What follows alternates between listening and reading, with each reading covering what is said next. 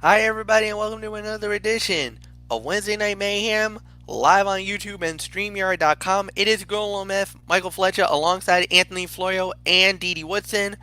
We are awaiting Michael Bullock, but we have not got him here yet.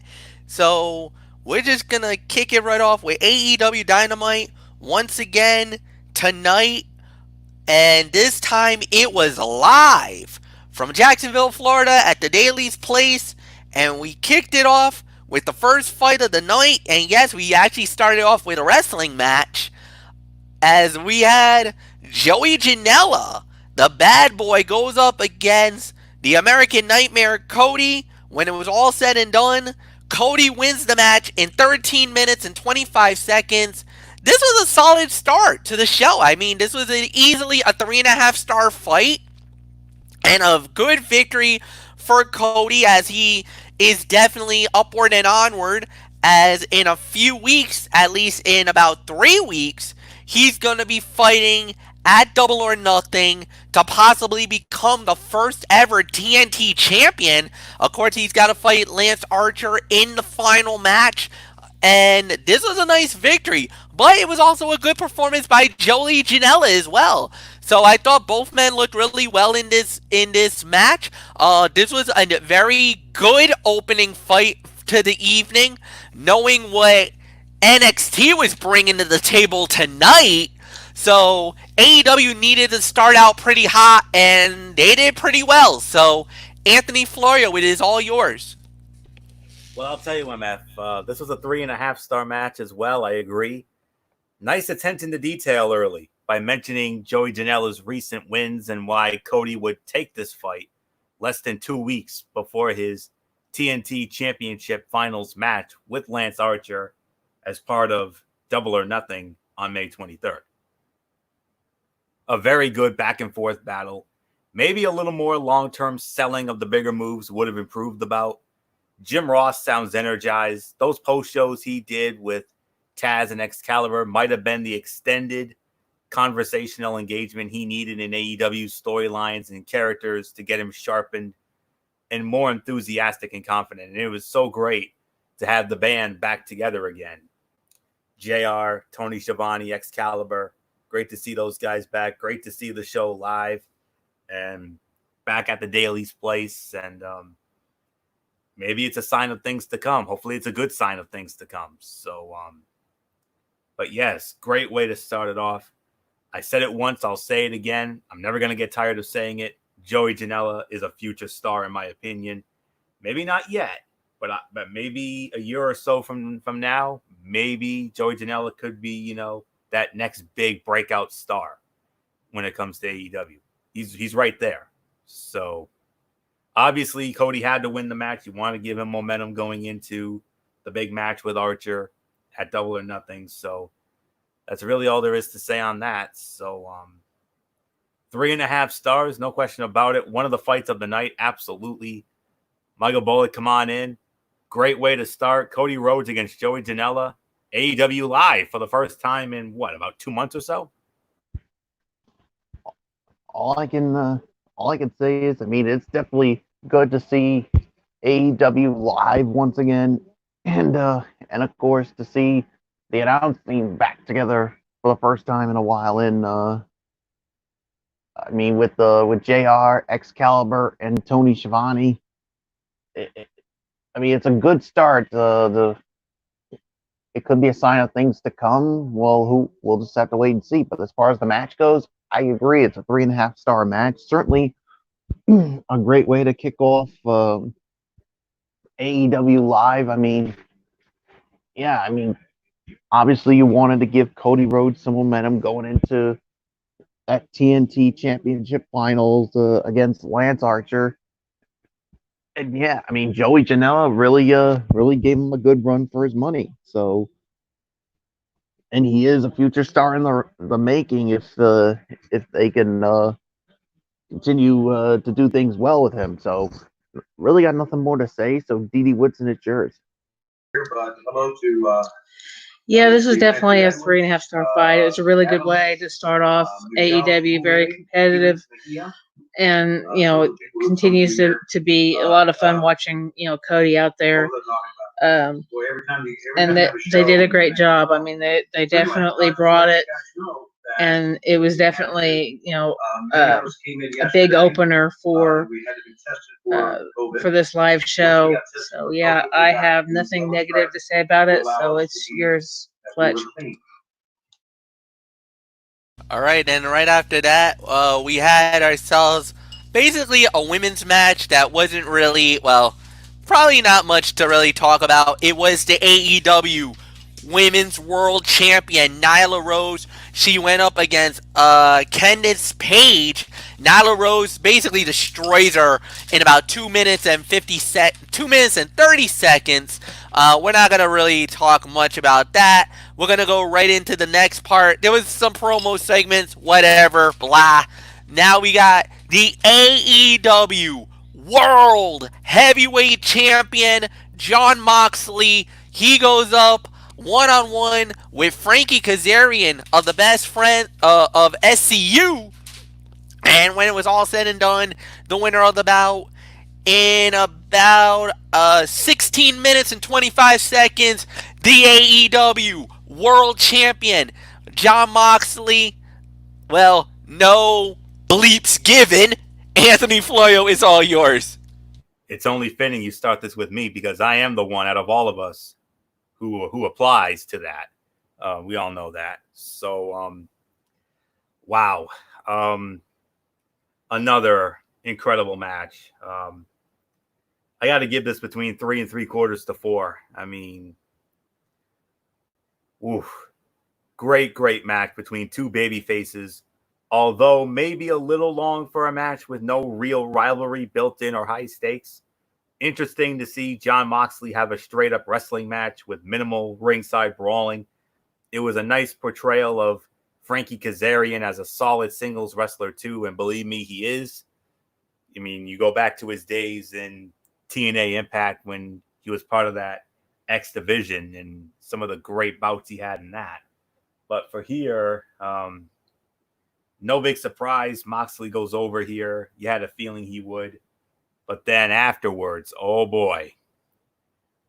Let's just say 1/3 of one of the great rivalries from the old WWE days is about to be renewed for the richest prize in AEW. Brody Lee, the Exalted One, and the Dark Order, they show up. They beat the you-know-what out of Moxley. And Brody Lee says, I want you have something that I want. And that's the AEW championship. So much to the point that he just picked up the belt and took it. He took the belt. He took Moxley's belt. How many times have we seen this before in the history of wrestling? How many times have we seen, a world champion's title belt get taken hostage by a potential challenger? Well, it's not a potential challenger. It is the challenger. Double or nothing. Here's your main event right here. Jon Moxley, Brody Lee for the AEW World Heavyweight Championship. Oh my. That's all I'm going to say on that. Get ready for a Be a Man fight. This ain't going to be Dean Ambrose and Luke Harper here. Oh no, this is Jon Moxley and Brody Lee, and 1/3 of the old Shield versus 1/3 of the old Wyatt family. We remember the fun we used to have covering those matches about 5 or 6 years ago or so.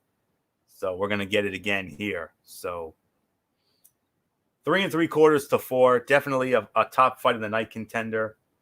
I would probably say maybe second best fight of the night on this one. So there's really nothing more to say on this. Michael Bullock, Moxley, Lee, AEW World Championship, double or nothing. Let's go. Sign me up for it. I'm definitely up for it. I'm going to give it about 3 3/4 to 4 stars as well. I mean, this was a very good match. I mean, Moxley and Kazarian both looked really good in this match. And yeah, I mean, afterwards, you had the Dark Order and Brody Lee laying waste to the champion. And Brody Lee, like you said, he wanted the AEW World Title. Well, he wanted it so much, he just took it. I mean, how many times have we seen this in professional wrestling, guys? But the thing is, who's going to tell Brody Lee what he can and can't do? I mean, when you got him in the Dark Order, whatever Brody Lee wants, he'll take. So, yeah, I'm definitely up for this match at Double or Nothing. So, yeah, 3 3/4 to 4 stars. Dee Woodson, I give it to you. Yeah, I can agree with the rating. I mean, this was a good match. They gave a lot of time for Moxley and Kaz, and I remember the days with Kaz and the X Division matches, and I mean, this definitely, brought a lot of memories back for that. So yeah, I mean, there's nothing negative to say about the match. The match was great. I mean, it was a long match, but hey, I mean, it gave you everything you wanted to see. And then you have the Dark Order come out, Brody Lee challenging for the title, and then walking out with it after his little group beats the crap out of Moxley. So yeah, interesting way to ask for a title match. Not surprised that he walks out with the belt, because like Florio said, that how many times has that happened in the past with on other companies. So yeah, nothing negative I have to say about it. So it's yours, Fletch. This was a great match. This was a fight of the night. I mean, this was unbelievable. What a matchup. 3 3/4 for me. And Moxley looks great as AEW World Heavyweight Champion. This was a solid fight, a good showcase for him. And for some of the fans that is not really familiar with Jon Moxley, even though I know you know him as Dean Ambrose, this is a little more different. But the thing was, this was Moxley doing something very different, and that is that he actually fought. He didn't brawl. Because a lot of the times he's a brawler, he likes to go hardcore, and that's his style. This one was more wrestling based, which is something he doesn't throw very often. So appreciate what you got here tonight, ladies and gentlemen. And on top of that, Frankie Kazarian, Anthony, you hit the nail right on the head. Frankie Kazarian is without a doubt one of the best pure technical wrestlers in wrestling. And the thing is, like you said, when he used to be in the X Division, that no limits type of wrestling in TNA, he was without a doubt one of the top guys. No doubt about it. When you talk about X Division wrestling, there was him. There was you could easily call the name of Alex Shelley, Chris Sabin, AJ Styles, Christopher Daniels, Samoa Joe, Amazing Red, Petey Williams. I mean, the list goes on and on and on of the greatest guys in TNA when it came to the X Division. That was one of the things that made TNA stand out so much, was because of the X Division, the no limit style wrestling. If they would have really emphasized that a lot more, they might be in a better shape than they are right now. Just saying, just being honest. I'm throwing it. Alright, so next up after that, we had ourselves Lance Archer versus QT Marshall. Archer wins the match, 6 minutes, 45 seconds. Mike Bullock, I'm going to give it to you.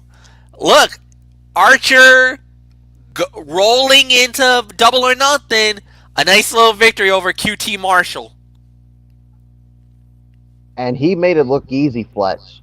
Yeah, I mean, I'll give it about maybe 1.5 for the effort.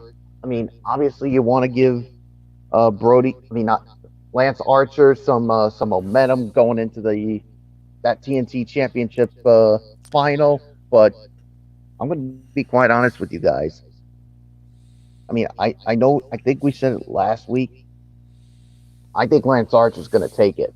Mm. I mean, there's no ifs, ands, or buts about it. I mean, look at the guy. I mean, he's showing you why he should take it. But after the match, Dr. Britt. Britt Baker, she attacked Brandy Rhodes, and then something that was a little too disturbing for me.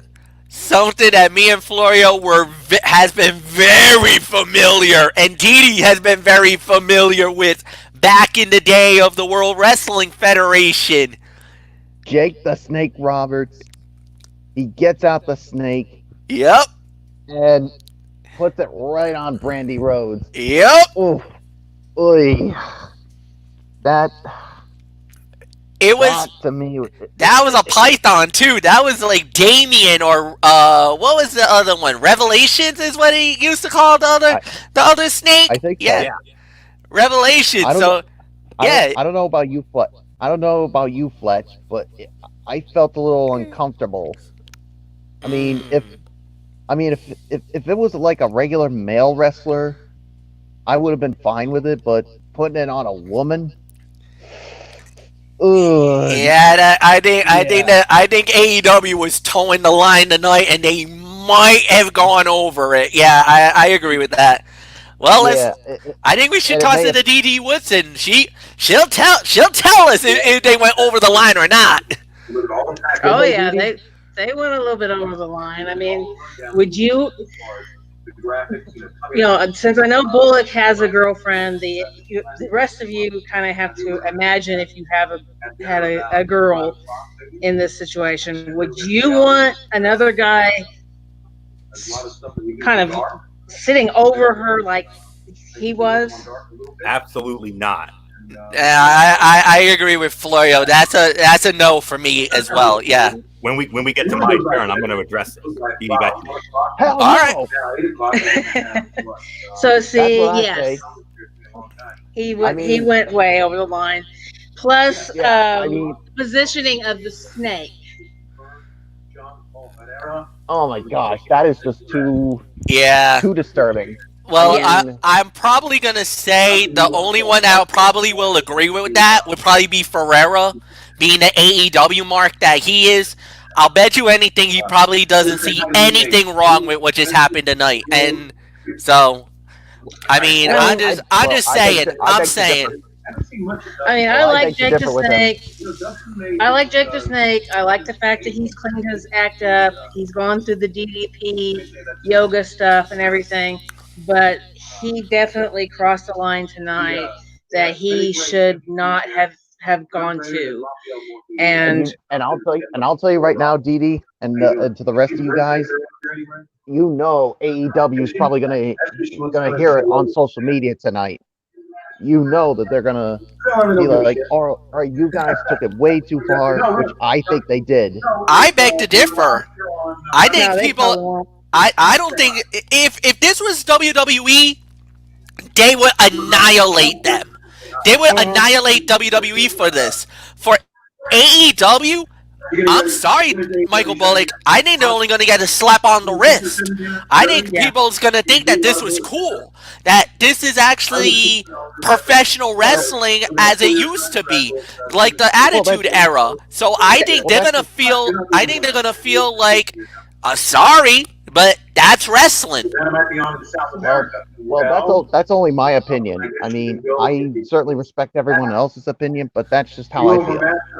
Hey, so, you were just asking about what you think the reaction of social media is doing. I'm just kind of giving you what the action would be. I'm not. All right. That's not my views or my opinion, but that's what I think the fans of the IWC would say about what happened tonight. Well, that's their opinion, so I'm not going to go against them for 1 second. But either way, 1 to 1.5. Dee, quick thought on the match. Okay. Yeah, I'm going to give the match probably about 2.5 stars because I thought this was a good match. But yeah, it went to basically a really personal level as they're leading up to Double or Nothing with Lance now facing Cody for their inaugural title. So And Dee Woodson, somewhere back there, Cody's probably got steam coming out of his head. Yeah, and from what they explained, there was no way for Cody to get out there really quickly to save his wife anyway. So, it is what it is. He had to kind of just sit back and watch it, and I'm sure she'll have words for him about it, whether they're public or not, I don't know. But I'm sure she'll say something to him about the fact that she had the snake all over her. But, of course, for them to actually put it on air, I'm sure she had to agree to it anyway for Jake to do it. So, it is what it is. Like I said, match I thought was pretty good. I mean, it got to the point that they needed it to. Brett Baker jumping in to actually beat up Brandy to throw her in for this, that's kind of looks a little suspicious on why she's helping out Lance Archer and Jake. So we'll have to see if there's anything that comes out of that as well. But definitely 2.5 stars. Definitely a good lead up for the pay-per-view match, but definitely over the line a little bit when it comes to Jake the Snake with the snake on Brandy Rhodes. So nothing else I have. It's yours, Fletch. Yeah, no, I agree with you guys. I'm not happy either. That was something that I wish they didn't do, but they did it. They went down that road. They're going to live and die by it. And I know a lot of people are like, well, that's going to just give them more credibility. That's going to make them... They said they were going to be the alternative to WWE. And sometimes controversy does equal ratings. Stuff like this is making us talk about it.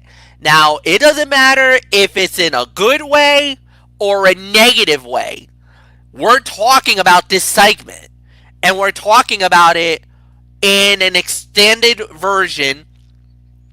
And you know what? Love it or hate it, this is what's happening. And look, I get it. I absolutely get it. What they did was definitely borderline reprehensible. It was definitely reprehensible. And the fact of the matter is that, like I said, this was very controversial. Now, Dr. Britt Baker jumping Brandy, was that a little bit of payback for what happened last week? Very possible. It looks like Britt and Brandy kind of... There's a little bit of some one-upsmanship going on. I think these two little Hellcats lock them in a ring and let them fight, is what I say. Number 2, more fuel to the fire on Archer versus Cody, because remember, Archer is there, Jake is the manager of Lance Archer, and the snake just went all over Cody's wife. So Cody is not gonna just sit back there and let this, I don't think he knows what just happened, but when the wifey tells him what happened, look out. When wifey tells hubby, I had a disgusting snake all over me, Cody is gonna go nuts. And I can say this, the next time that snake shows up, there's a dog named Pharaoh that's gonna have dinner for that snake. Because I'm pretty sure he's going to sick that dog after that thing. And that's all I'm going to say about that. Now, you want to talk about getting personal? That's as personal as it's going to get. You didn't even need the extracurricular. What has happened out there? That's almost as similar to Randy Orton DDTing the lights out of Stephanie McMahon, and then having the gall to kiss her while Triple H is locked on a ring post, handcuffed, leading to WrestleMania 25, and we damn near sure know how that repercussions went down. Ooh, I still feel uncomfortable seeing that. Ooh. Yeah. So, you want to talk about going there? Oh, Jake, you just went there. And you took this to a whole new level. Cody is going to be incensed. Cody's going to be looking for blood next week, folks. That's all I'm going to say about that. Yeah, the fight was maybe one and a half. Nobody's really going to care about this. More people are going to care about the extracurricular. And that's going to be the main focal point. Storyline progression, whatever you want to call it, that's what we got. Did they handle it the right way? Most likely not. Absolutely not. I don't think we're going to have much people that's going to be very too thrilled with what they did. But again, AEW is giving you something alternative. They're giving you something that WWE... This would have been something you probably would have saw in the Attitude Era of WWE. You know they would have pushed that envelope. AEW's doing it. Because WWE decided to go PG. Now, like it or not, which I know us four don't like it, but some people are going to praise this. Why? Because they're demented idiots. Sorry, I'm going to open fire. But that's how I feel. Some people are going to praise this, saying that this was a great segment. To each his own is what I say. Go ahead, Florio. I know you definitely had a little something that you wanted it to say, so go ahead, open fire. Well, before I do, I have to give my thoughts on the bout.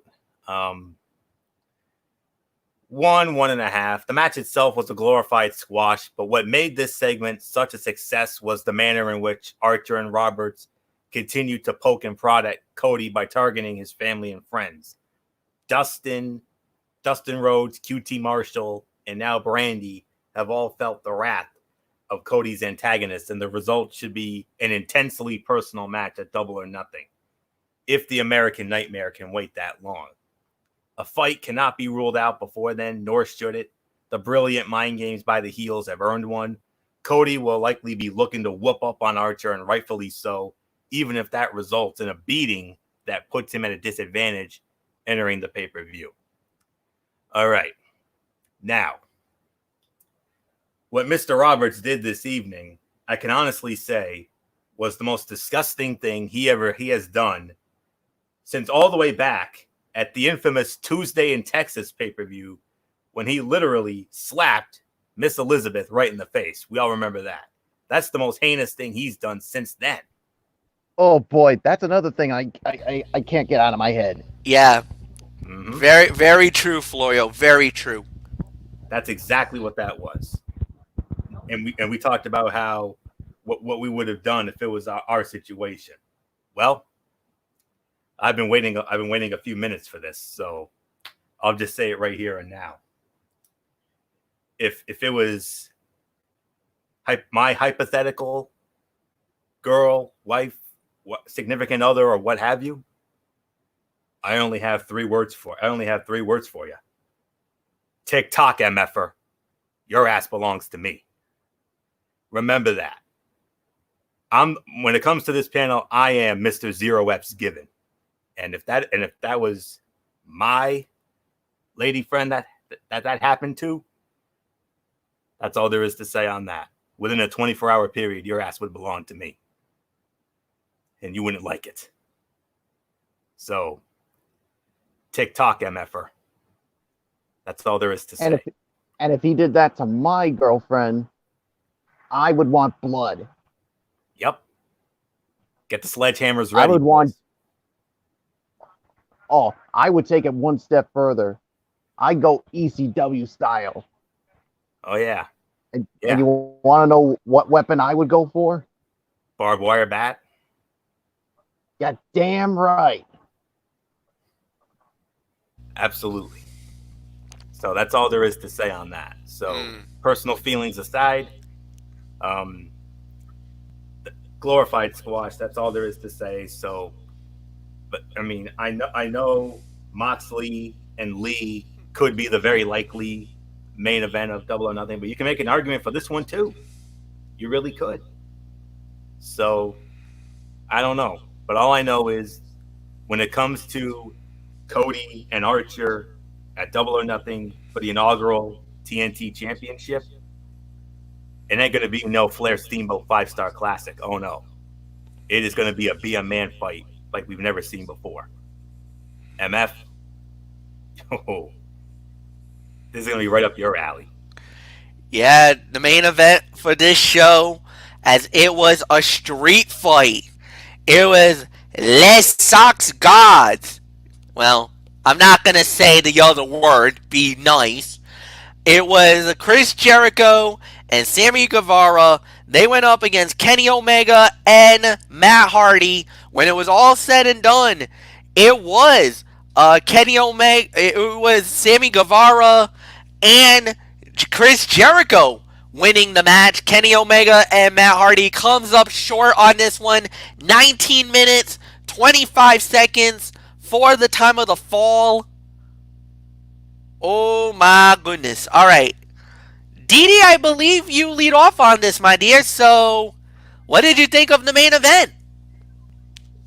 I thought it was very good. I mean, you had Inner Circle taking on, I guess you could say, a modified version of the Elite.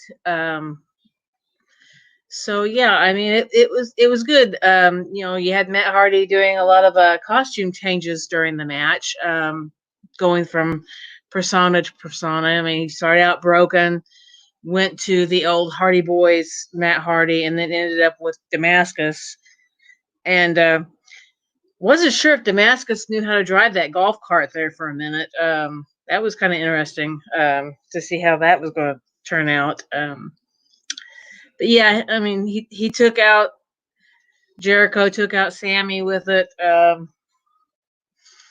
There for a little bit, you really thought, they were going to pull it out, even with Hager being out there. But no, you end up getting the rest of Inner Circle out there, and, all HELL breaks loose. And, of course, Inner Circle walks away with the win this time. So, I'm going to give it probably about 3.5 stars. I thought it was, like I said, I thought it was a fun brawl. It was nice to actually see another, street fight. I haven't seen, the Falls Count Anywhere type matches in quite a while. So this was good. I like this. Definitely not a boring match. Definitely a good way to end the show on a higher note than what a normal match would have been. So, this just is advancing that feud just a little bit more and a little bit more. So, yeah, we'll just see what happens as we get closer and closer to pay-per-view. So, not much more I have to say. It's yours, Fletch. Total agreement on this one. This was, for me, the fight of the night. This was an excellent match. I don't think you can even go any more better than what they did. I thought they did a solid job. I thought they did as good as you could have done in any situation. I mean, this was a stunning fight. It was particularly great for me. I enjoyed it, and yeah. So this was at least four stars for me. And Anthony, I'll give it to you. I just love the body of work of all the guys together, and they absolutely tore the house down. So nothing more to say for me. I could even say maybe 4.25, 4.5. It was a very good main event. Yes. And how about that nice shot of Jacksonville's stadium there? How about The that? TIAA Bank Field. Oh yeah, very nice look. Yeah, hopefully we'll get to see that come September. But for right now, 4.25, 4.5. This was indeed the fight of the night. Absolutely. AEW promised wild and chaotic, and it absolutely delivered. This was a spectacular main event that broke the confines of an empty arena and took the fight elsewhere, much in the same way that the Boneyard match did at WrestleMania. The spots were creative, fun, and innovative. Hardy running down Guevara and Jericho in the golf cart was laugh out loud funny, and the brutality shown by Inner Circle late was exactly the answer to Hardy's mounting offensive it needed. The change in personalities by Hardy was a bit much, and both he and the company should consider toning things down, but it was creatively accomplished and fit the match, so it worked on this occasion. On a night that featured greater urgency as AEW builds a pay-per-view card, this was the perfect cap and hopefully as fun for the rest of the audience as it was for all of us. So, yeah, 4.25, 4.5. This was the fight of the night, no doubt about it, and capped off what I thought ended up being a better than expected AEW, considering how stacked NXT was tonight. So, I think AEW got word of it, and they were like, "Oh no, we're not going to lay down for them. Oh no, we're bringing the fight." And Bullock, Mr. NXT, AEW brought the fight to you all tonight. Oh yeah, they did. I mean, sure, when they got word of the matches that were going down on NXT, they knew they had to respond, and boy howdy, they did in a big way. 4.25, 4.5. I agree with you with the rating on the match. I mean, yeah, this was an all-out brawl, but basically went everywhere around the place. But yeah, later on, when you got the rest of the Inner Circle, you knew Hardy and Omega didn't stand a chance. So, really got nothing more to say. Fletch, let's get to final thoughts. All right. With that said, I believe Anthony Florio, you lead off. So Florio, your final thought on AEW as I set up for NXT. Isn't it? Don't you lead off on this, MF? I thought Didi led off on the last. Oh, okay. Yeah, that's fine. That's fine. Look, AEW did really good. You knew NXT was gonna bring it tonight, and we already knew that they were gonna bring a major show. They were bringing a takeover event that we were very excited for, and they delivered. They delivered. AEW once again going live, which is awesome, and they brought it tonight. Yes, no fans, but you kind of got a feeling that fans are going to be coming very soon. Sooner rather than later. I think by maybe next week or in a couple of weeks, we're going to get some fans back in both WWE and AEW. I think it's coming, guys. It's really coming now. So, I thought they did a really good job. They handled it. They did it with class. They did it with dignity. They did it with honor. I loved it. It was awesome. All right, Florio, it's yours. Yeah. Overall, it was fun. It was great to see AEW live again. They came through with a very, very good show, an above average show. I really did not think that it was gonna, I thought NXT was gonna, come out on top on this, but I got to be honest with you. I think AEW had the better show this evening. I can't believe I'm saying that, but they did. I mean, they delivered in spades. I mean, you had 3 pay-per-view quality matches. You had that great main event, that street fight, tag team street fight. And then you had that great match with Jon Moxley and Frankie Kazarian. And then another great match with Cody Rhodes against Joey Janela. 3 quality bouts right there. Yes, we did have a couple of squashes, with Nyla Rose and Archer, but that was expected. But you look at the storyline progression and how they set up everything. And we set up some great stuff here tonight. And we set up 3 matches. We got 3 matches that have been announced for the pay-per-view. We have Jon Moxley and Brody Lee for the AEW World Heavyweight Championship. The TNT final with Cody Rhodes and Archer. And now you can also add MJF against Jungle Boy. That's now been added to the card for Double or Nothing. Next week, MJF is going to have his return match, his first match back. Brody Lee will go up against Christopher Daniels. The Best Friends against Jurassic Express. A fatal 4-way women's match. Hikaru Shida, Superbad Penelope Ford, Dr. Britt Baker, Chris Statlander. Chris Jericho against Pineapple Pete. That's got Campy Comedy written all over it. And then an exclusive interview with Lance Archer and Jake the Snake Roberts. So AEW's got a loaded show next week. So NXT, good luck. That's all I can say. You may have had a stacked show tonight, but AEW, I got to be honest with you, I thought their show was better because the 2 big title matches, I don't know. We'll get into it. Hold on. We'll get there. I don't know about them. So we'll get there. Yeah, hold your chalupas, Florio. Yeah. So Wait, what? What the hell?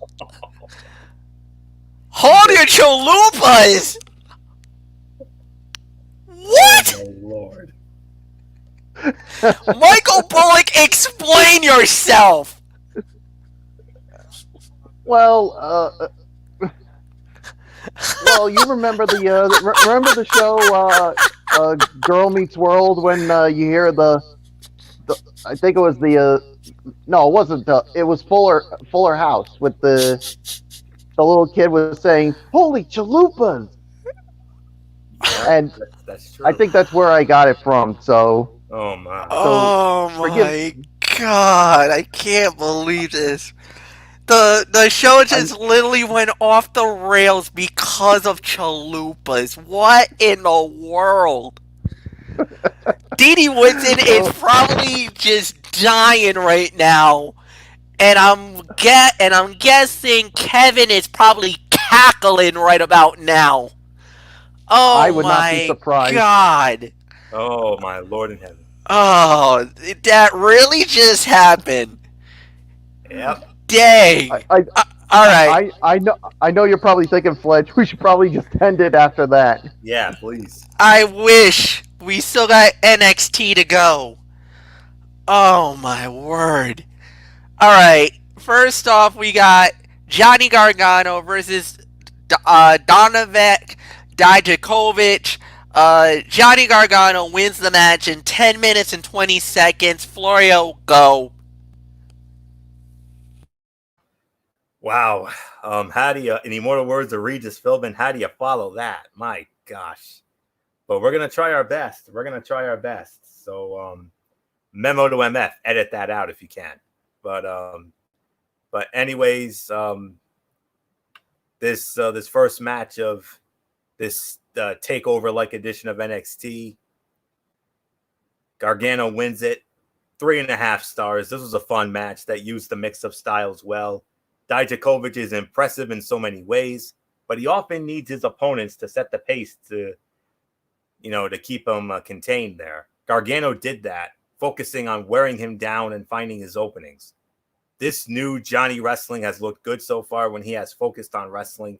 He can still be resilient, but needs a few shortcuts to pull through against top competitors. This allows him to keep his style, but take more of the lead in bouts. But this was a fun matchup. So MF, we had a dipsy-do botcharoo moment. I think we got so caught up in Bullock's little Bullock's little moment there that Dee Woodson didn't get a chance to give her final thoughts on Dynamite. So we're gonna have to give it to Dee Woodson here. Well, what we'll do is we'll do this. Florio, finish your thought. Bullock goes on his. Dee, you can give us your final thought, and you can give us the first match. We'll do a 2-for-1 for you. We'll do it like that. Fair enough.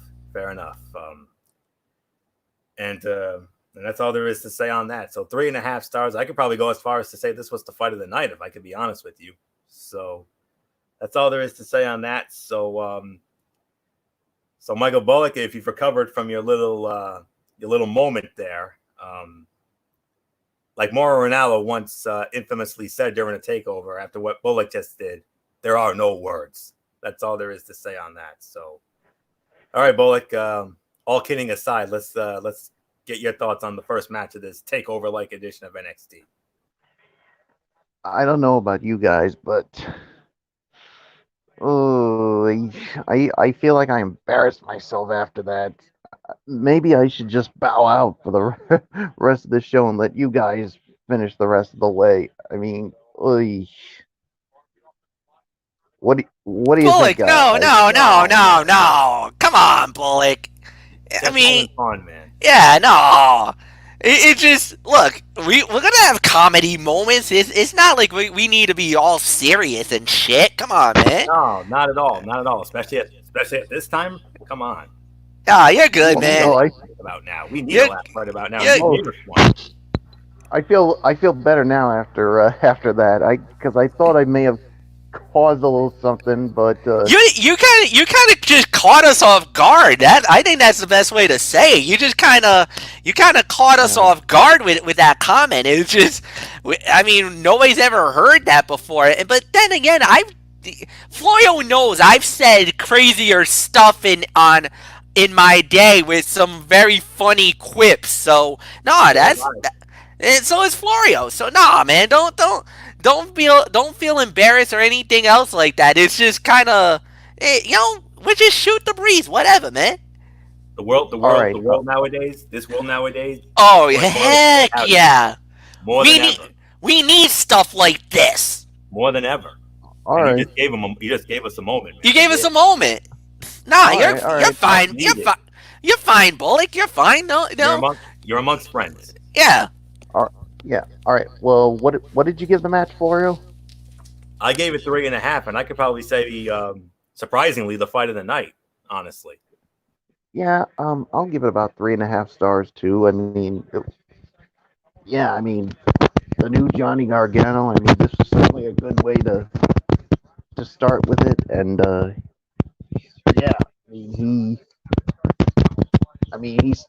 started doing things like with the turnbuckle, and of course Candice LeRae getting involved. So so I still think it's a work in progress with this new look Johnny Gargano and Candice LeRae, but I think it's a step in the right direction. So I'll give it about 3.5 for the match. So Dee Woodson, I give it to you.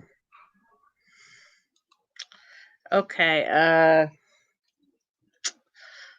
I guess I'm going back to AEW for a minute. This was a very enjoyable show. Definitely a lot of storyline building, a lot of pay-per-view focus, and the matches definitely were, very good quality. And definitely was a distraction for what we're going through.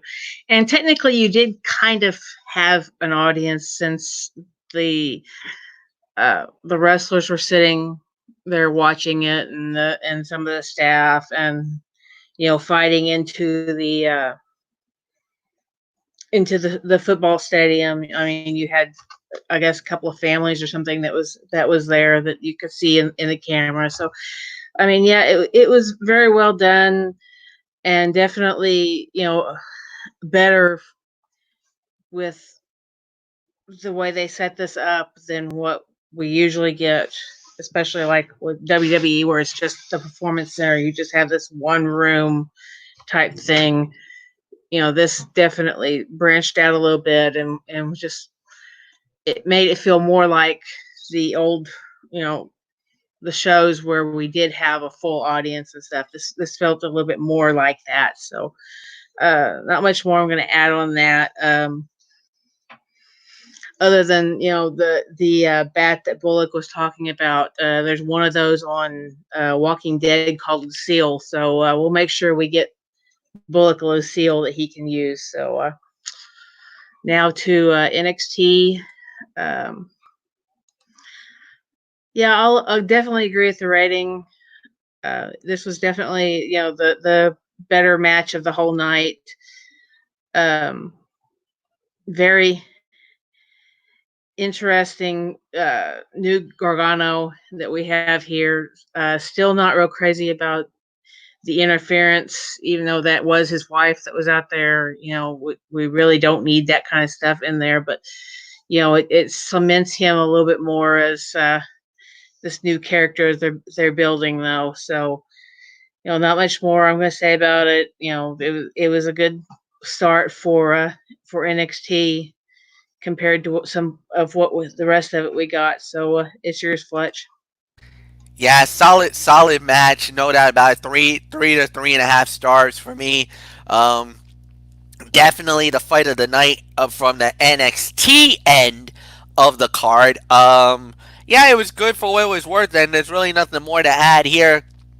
So next up we had was Akira Tozawa versus Gentleman Jack Gallagher, and the winner of the bout was Akira Tozawa winning the match. He's now 2-0 in Group B. Basically, he's got a stranglehold on the division. And Akira Tozawa next week, or the next fight that he will have, he gets to fight El Hijo de Fantasma. And basically, this is going to be a very interesting fight, to say the very least. And who knows? That could be a possible fight of the night. El Hijo de Fantasma versus Akira Tozawa. Man, that's going to be a super fight to witness. So, Mike Bullock, I give it to you. Tozawa wins in 3 minutes and 45 seconds. But, oh my goodness, what the next fight is going to be, him versus El Hijo de Fantasma.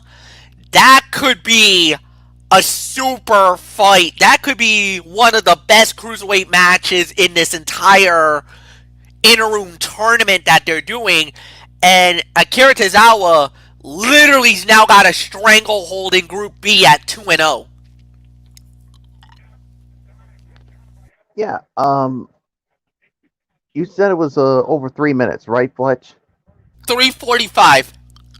All right. I'll give it about 1 star for the effort.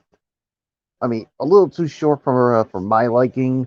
But yeah, I mean, Akira Tozawa looks like he's got a stranglehold on Group B. So yeah, there's really nothing more to say. D.D. Woodson, it's yours. Yeah, this was a good matchup.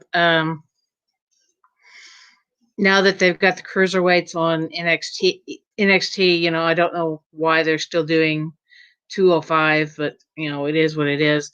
But this was definitely a good cruiserweight match. A lot of action for it being so short. I'm going to shoot it up to 2 stars because I thought these guys did very well with what little amount of time they gave us. This would be another one of those complaints where I'd have where you are squeezing too many matches into the time frame that you have, and it's kind of hard for these guys to build the storyline off of it.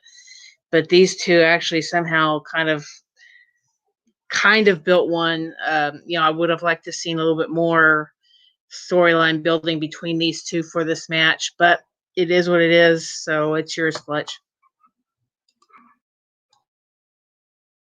Can't disagree with the 2-star rating. I think it really should have been better, but it is what it is. There's really nothing more to add here. So Anthony, I'm just gonna give it to you. Yeah, too. This man. Let me see. Yeah, that was Tozawa and Gallagher. Despite their familiarity, this match did not come together as strongly as one would have expected. The two were absolutely rushed, clocking in under 4 minutes, and there was not nearly enough energy behind the contest. Tozawa has been set up as the likely winner of this block. If he loses in the third round, it would lead to an awkward tiebreaker situation.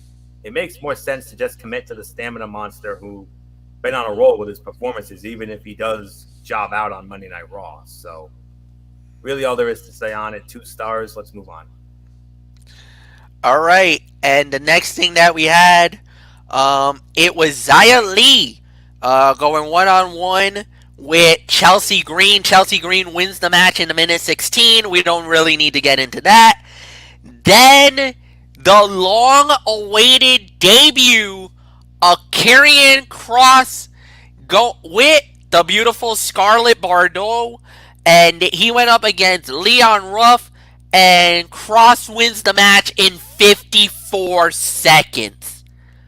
Wow. Want to talk about basically not even breaking a sweat. That was a pretty impressive victory. Short, sweet, straight to the point. Well done NXT. That's a way to get him over big. Just let him finish it off wicked quick. Alright. Then on top of that, alright, guys, here we go. The first of the 2 big title fights. Io Shirai versus Charlotte Flair. NXT Women's title on the line. Io Shirai wins the match by disqualification in 7 minutes and 8 seconds. Flair pulls out the kendo stick and starts to waylay on Io Shirai, but it does give us a little something after, because welcome to my brutality. Rhea Ripley is back, and ladies and gentlemen, it looks like the Nightmare is looking for her belt back. Charlotte, Princess, you better watch yourself, because Rhea Ripley is looking like she's about to go Kamehameha on your butt. Basically, when she was dusting out with her Goku outfit, or her Trunks outfit that she was wearing at WrestleMania. And yes, that's a Dragon Ball Z reference for all you for one of my buddies who's into anime. Weebs out. That's all I'm saying. That's one of my Discord boys. So Dee Woodson, it's all yours, my dear. Man, so highly anticipated, so excited. Boy, did they pull the rug out from under us tonight on this one. Yeah, this one was a big letdown. The match was going great. You know, they were doing a great job, but she has to take a page out of her dad's book and be the dirtiest player and cheat to win. We have to do anything we can to keep a hold of that title. And in this case, anything is whipping out a kendo stick and beating the crap out of your opponent. So yeah, Io wins by disqualification. Unfortunately, she does not get the title.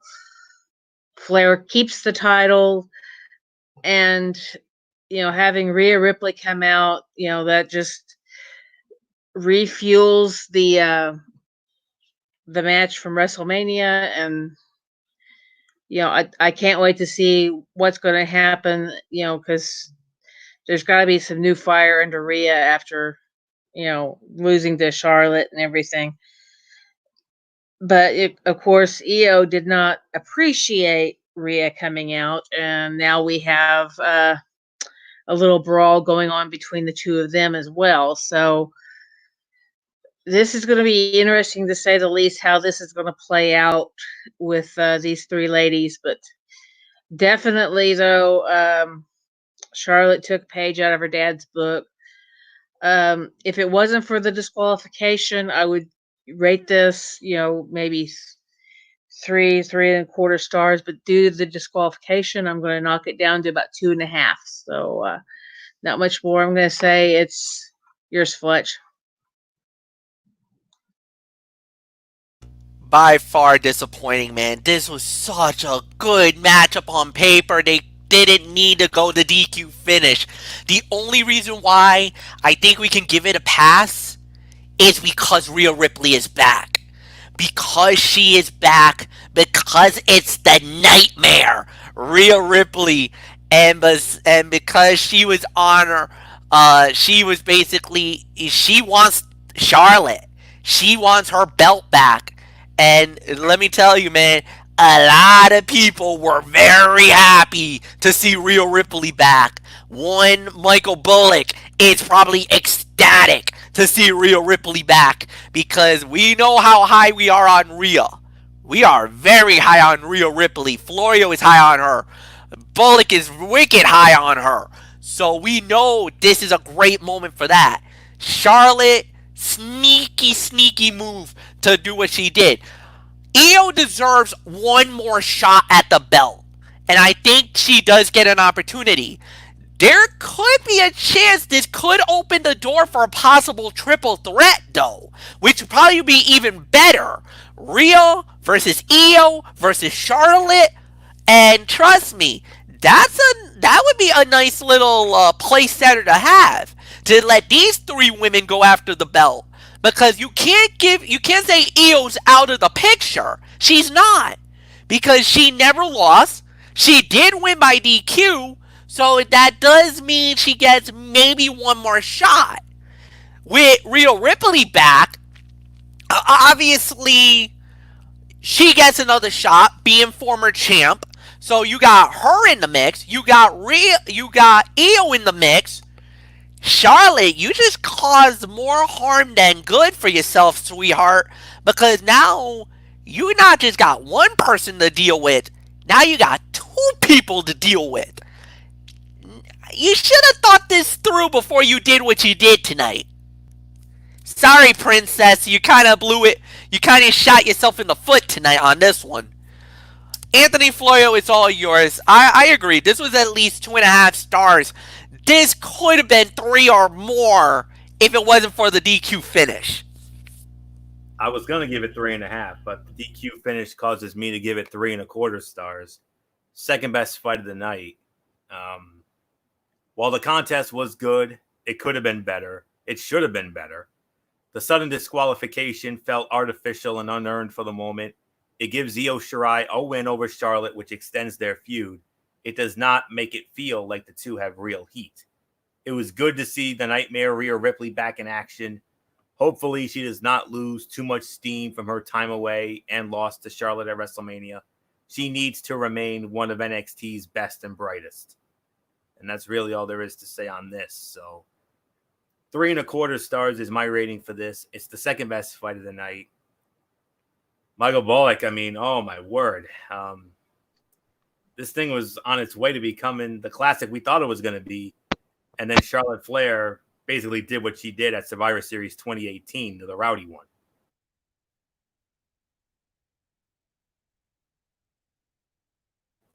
Bullock, are you there?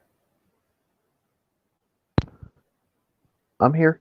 There you go. Okay. Your thoughts on the match? Yeah, I'll give it about 3. I mean, I could have given it 3.5, but because of the DQ finish, I have to punish it a little bit. But yeah, I think Io does deserve another opportunity. But yeah, I mean, I was so happy to see Rhea Ripley back, and yeah, I mean, I think she's back in the title picture. She wants her title back after WrestleMania. So Yeah, so there's really nothing more that needs to be said. So let's move right along, Fletch. All right, the next thing that we had on the fight card was Kushida versus Jake Atlas. Kushida wins the match at 3 minutes and 3 seconds. This was a solid fight. There's really nothing that I don't think we really need to talk about here, as Kushida now is 2-0 in his match in his bracket. Basically, now he's got to fight Drake Maverick next. He's got to fight Drake Maverick, and if Kushida wins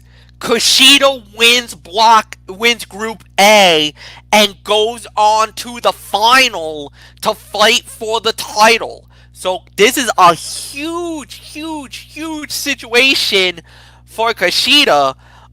If he wins, he goes straight to the final. If he loses to Drake Maverick, Maverick will be at 2-1. Kushida will be at 2-1.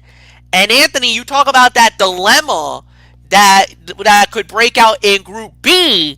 We might have a dilemma in Group A if that happens, because Maverick already is 1-1, and that would make him 2-1, and Kushida would be 2-1 as well.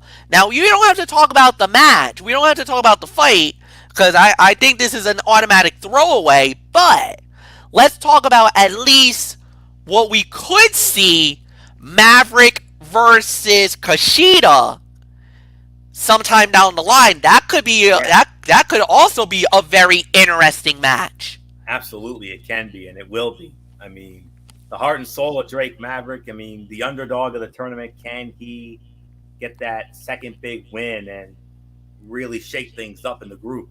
I'm going to be honest here. It would make far too much sense for Kushida to become the interim NXT Cruiserweight Champion.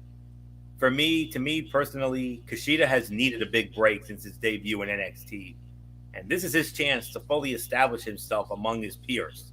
So that's all I can say about the man himself. Now, we have some very interesting developments when it comes to this.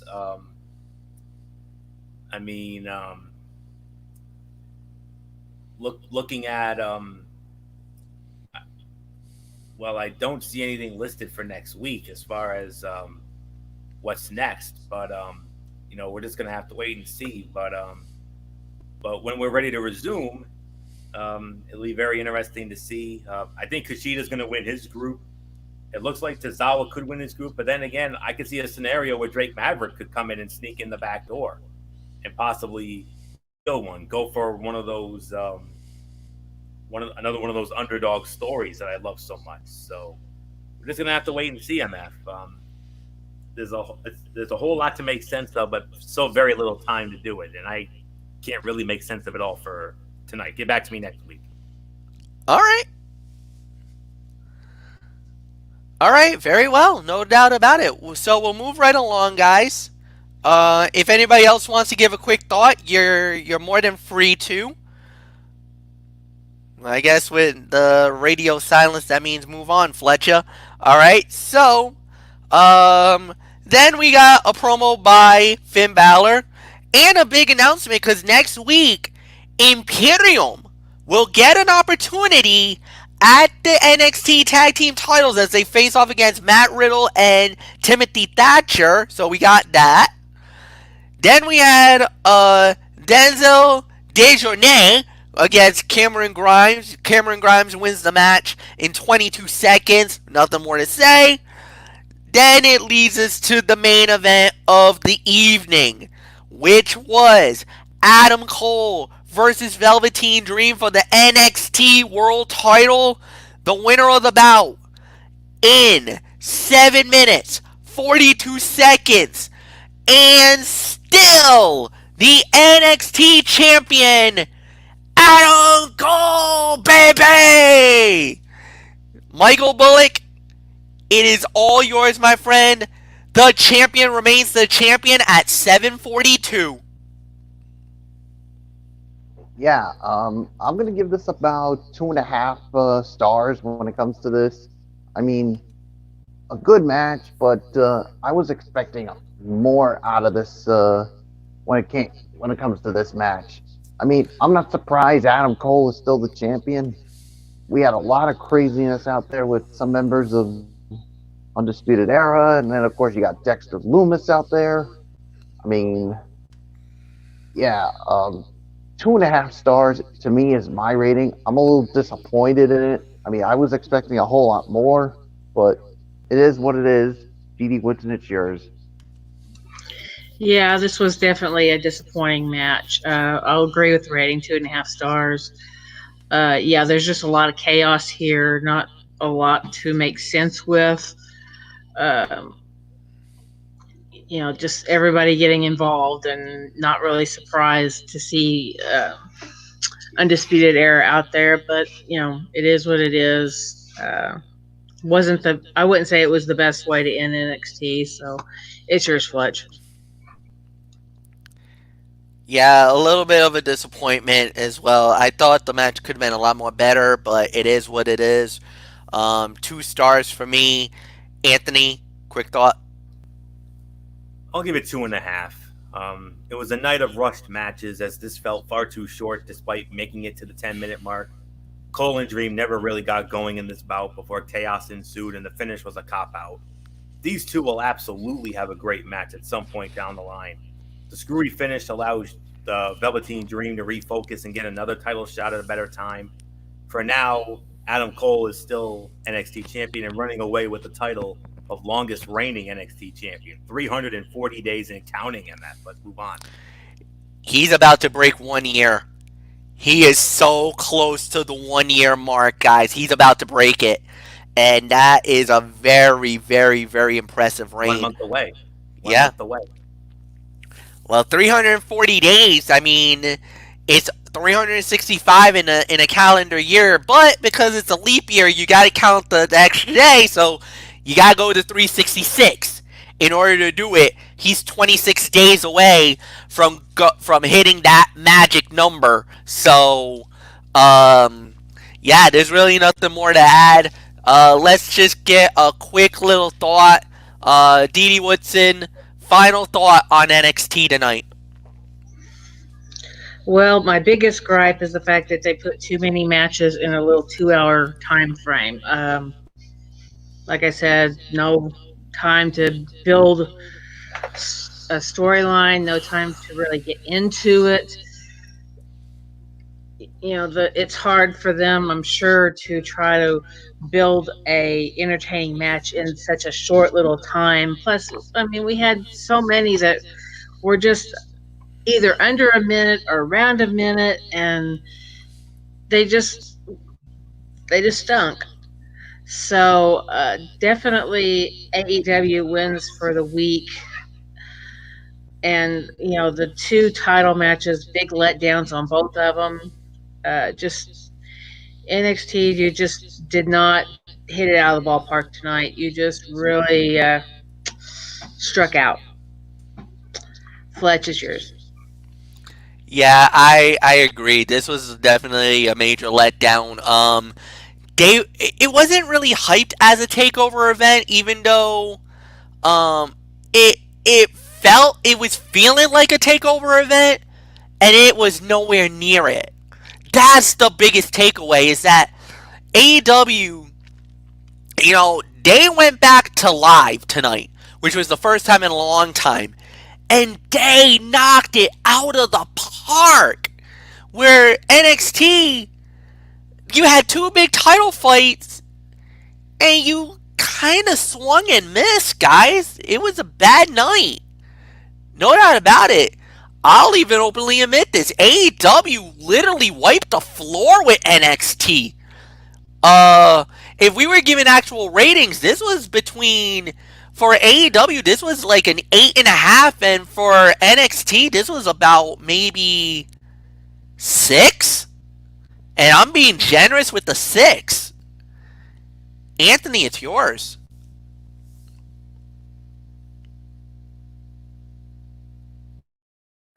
Yeah, very disappointing indeed. You hyped those 2 huge title matches, Gargano and Dijakovic. You remember last week we were freaking out. We were freaking out in a good way. We were so excited about this show. And then this is what we got. I honestly thought that both title matches were going to be insane. I also thought, maybe one of those belts were going to switch hands, but now there is a rumor going around that Velveteen Dream might have done something a little naughty on the side, so maybe that might have been a factor into that. I don't know, but you'll have to read that for yourself. But anyways, yeah, if I were to put a rating on it, AEW would have been an 8, and NXT would have been a 6. I would have been with MF on it. Gargano and Dijakovic, that to me was the fight of the night. Io and Charlotte, second best fight. The main event, I mean, we were so excited, and Didi was right. I mean, it was an overbooked show. I mean, I understand. I mean, yeah, you had to get Karrion Kross in there. That you had to do. That was necessary. And the tournament matches, that was fine too, but you could have given those a little more time. And I mean, if you had stopped at that, if you had left the Cameron Grimes nonsense out of it and anything else, and that Xia Li and Chelsea Green match, that was a little unnecessary as well. If you had taken out all that unnecessary stuff and given us the 2 title matches, Gargano and Dijakovic, and the 2 cruiserweight tournament matches and the Cross debut, that would have been more than fine. But it was way overbooked. Didi was right on it. So sorry, Bullock. This huge show that we were freaking out about a week ago, we were expecting this show to have some sort of a bang to it. Oh no, we ended up getting a whimper tonight. Sorry. So Yeah, I agree. It was a whimper. And you know what? I'll even go as far as to say that the show sucked tonight. I'm sorry. I mean, you hype up these 2 big matches, and this is what we got? No. I didn't like it. I mean, yes, the matches were good, but you put so much hype into it, and this is what we get? A major letdown.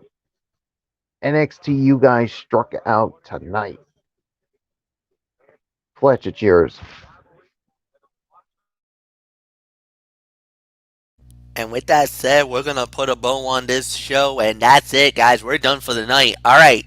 So tomorrow at 10 p.m. Eastern, hosted by Anthony Florio. Guys, get ready. Didi, Mike, Didi will probably be watching this in spirit because she doesn't really does this. But Bullock, myself, and Anthony, we're going to reveal the 2020 NFL schedule. The schedule gets released tomorrow, and we're so excited. So, what is your team's gonna do? What is your favorite team's gonna do? I actually stumbled on a little bit of a bomb that's gonna get dropped, privately, by myself while we're doing a private chat. But I've heard about a little bit of a rematch and an instant buddy bowl that's gonna start week 1. I'll tell you in a little bit. So, 10 p.m. Eastern, Anthony on his channel. Then Friday night, we're gonna have another edition of Cerebral Smack Talk, SmackDown Live, and we're previewing Money in the Bank. On Sunday is the recap. And with that said, guys, thank you so much. Like the video, leave a comment at the bottom, share with all your friends on all social media networks. Yes. And for Michael Bullock, for one time only, eat your chalupas, everybody! So long for now.